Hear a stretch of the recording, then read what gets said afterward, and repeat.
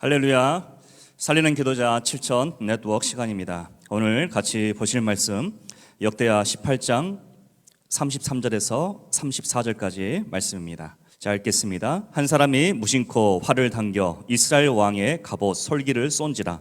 왕이 그의 병거 모는 자에게 이르되 내가 부상하였으니 내 손을 돌려 나를 진중에서 나가게 하라 하였으나 이날에 전쟁이 맹렬하였으므로 이스라엘 왕이 병거에서 겨우 지탱하며 저녁 때까지 아람 사람을 막다가 해가 지을 즈음에 죽었더라. 아멘. 오늘 말씀 본문을 가지고 무심코의 기적이라는 제목으로 말씀을 나누겠습니다. 여러분 모든 가정에 하나님의 놀라운 기적의 역사가 있기를 주님의 이름으로 축원합니다.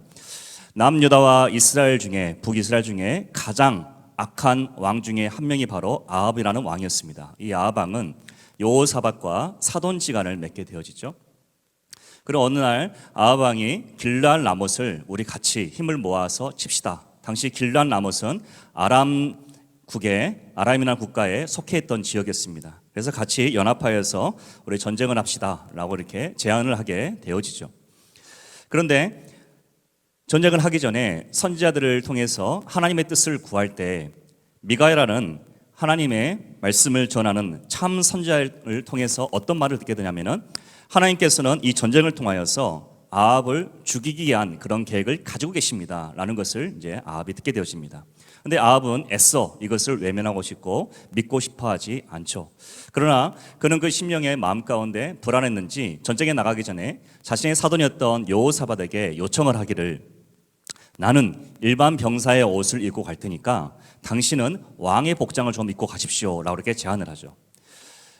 여호사밧 입장에서는 당연히 선지자가 이미 그렇게 예언을 한번 했기 때문에 사돈이 말하는 이 간절한 청을 외면할 수가 없었겠죠. 그래서 그렇게 변장을 하고 전쟁에 나가게 되어집니다. 근데 그때 아라란 지역에서는 아람 왕은 명령을 내리기를 너희는 북이스라엘의 왕인 아합만을 찾아서 죽여라. 다른 병사는 다 상관없다. 아합만을 찾아서 죽여라 라고 이렇게 명령을 내리게 되어집니다. 근데 사랑하는 여러분, 하나님의 계획은 이 전쟁을 통하여서 아합이라는 그 악한 왕이 죽음을 맞이하는 것입니다. 이 하나님의 놀라운 섭리와 계획이 이루어지는 이 과정을 볼 때 굉장히 재미나고 굉장히 의미 있는 대목들이 오늘 말씀에서 나오는 것입니다. 여러분 최종 결론은 어떻게 되어집니까? 이 결론은 사실 한 단어에 의해서 이루어집니다. 그것은 성경을 오늘 보니까 무심코라는 단어를 쓰고 있습니다. 이 무심코라는 단어는 히브리어에서 톰이라는 그러한 단어인데 단순히 특별한 목적이 없이 행하여진 행동을 일컬을 때 이 무심코라는 단어를 쓰게 되어집니다. 그러니까 한 병사가 있었는데 활을 쏘는 한 병사가 있었는데 아합 왕을 맞추려는 그런 의도도 아니었고 그냥 적진을 향하여서 화살을 쏘았는데 그 화살이 공교롭게도 아합 왕의 갑옷 솔기를 맞추어서 처음에는 경상이었지만 워낙 전쟁이 맹렬한 가운데 있었기에 밖으로 나가서 부상을 치료하지 못하는 상황이어서 결국 아합 왕은 중상까지 이르러서 죽음을 맞이하게 된 것입니다. 여러분 오늘 말씀을 보면은 하나님의 계획과 뜻이 이루어지는데 무엇이 사용되어지냐면 바로 이 무심코라는 그런 행동이 사용되는 것을 우리가 보게 되어집니다. 하나님의 역사는 우리가 정말로 발버둥치고 내가 이 정도 엄청난 일을 해야지 이런 역사가 일어날 것이야 라고 기대할 수도 있죠. 내가 이것 안 했어. 내가 새벽기도를 40일 새벽기도를 하지 않았어. 하나님의 역사를 기대할 수 있을까? 이렇게 생각할 수도 있죠. 그러나 하나님께서는 매 순간순간 우리가 하나님 앞에 순간순간 성실하게 최선을 다해서 이루어지는 그 작은 움직임 속에서도 하나님은 일하고 계시고 섭리하시고 반응하시고 계획하신 바를 성취해 나가시는 분이라는 것입니다. 한 문명의 이 병사가 쏜 그 화살은 하나님의 역사를 성취하는 데 있어서 아주 매우 위력적이고 매우 정확하게 사용되어서 아합 왕을 죽음에 이르게 하는 그런 결과를 낳게 되는 것을 오늘 말씀을 통해서 우리가 보게 되는 것입니다. 여러분의 모든 삶에 있어서 움직임이 작은 것일 수 있습니다. 너무나 힘들고 어려운 가운데 내뱉는 한마디의 기도가 굉장히 작은 것이라고 느껴질 수도 있습니다. 여러 가지 굉장히 어려운 상황 가운데 하나님 앞에 머무는 그 짧은 시간이 너무나 미약하고 너무나 작다라고 여겨질 수 있습니다. 우리가 지금 1,000번째로 매일마다 드려지고 있는데 그 짧게 드려지는 이 30분 예배를 드리는 이 시간이 굉장히 미약하고 굉장히 작은 것에 불과하다라고 생각할 수 있습니다.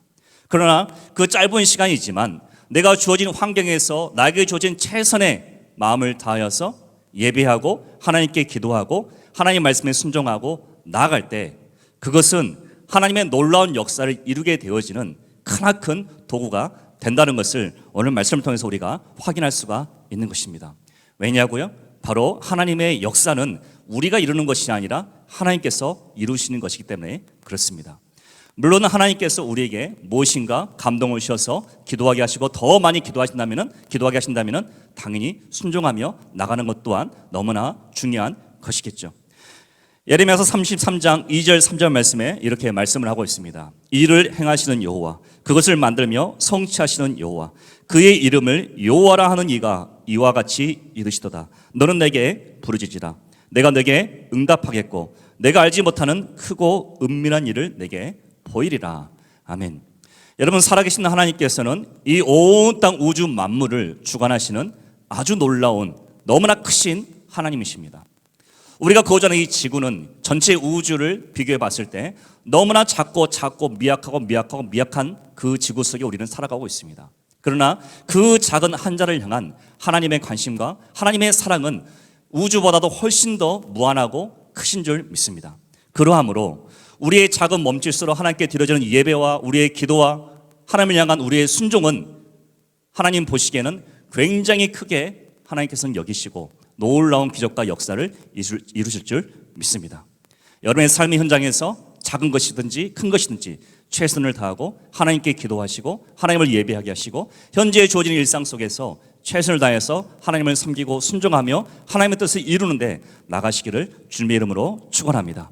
그러하면 하나님의 놀라운 역사, 하나님의 기적이 지금 이 순간에도 일어나고 있는 줄 믿습니다. 그런 놀라운 은혜를 체험하시기를 주님의 이름으로 축원합니다. 아멘. 이 말씀을 기억하시면서 우리 한번 같이 기도하기를 원합니다. 하나님, 저는 미약하고 저는 부족합니다. 제가 살아 모든 삶 현장 가운데 저 짐의 삶의 현장은 너무나 어렵고 척박하고 힘듭니다. 그러나 주어진 환경 가운데 최선을 다하도록 하여 주십시오. 주어진 상황 속에서 더 열심히 하나님께 나아가며 기도하며 하나님을 붙들게 하여 주십시오. 하나님을 예배하게 하여 주십시오. 하나님의 뜻에 순종하도록 하여 주십시오. 그럼을 통하여서 하나님의 놀라운 섭리와 계획을 그리고 하나님의 기적의 역사를 경험할 수 있는 내가 될 수 있도록 주님 인도하여 주시옵소서. 우리 주님 같이 부르며 기도합니다. 주여 주여 주여.